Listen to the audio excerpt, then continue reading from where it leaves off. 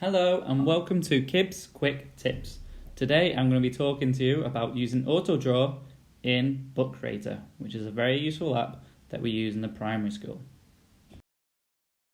Once you've opened Bookcreator and you're on a page, you first need to press the plus button. Then you need to go to the pen function. This takes you to an options menu.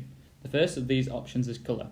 There's lots of different and exciting colours that you can use in Bookcreator. You can also select different emojis. But the feature that we're going to be focusing on is the Autodraw, and this can be found on the pen selection option, and it's the fourth one down. You can also on the screen change the thickness of the pen. So if I try now to draw a flower, I'm not great at drawing, but the Autodraw feature on Bookcreator can guess flowers from this and a lot of other things as well. And you can move it around and put it in different spots.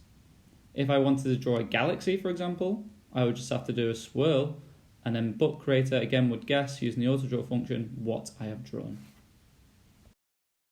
One thing to remember is that if you draw two pictures on the same try, they'll be grouped together.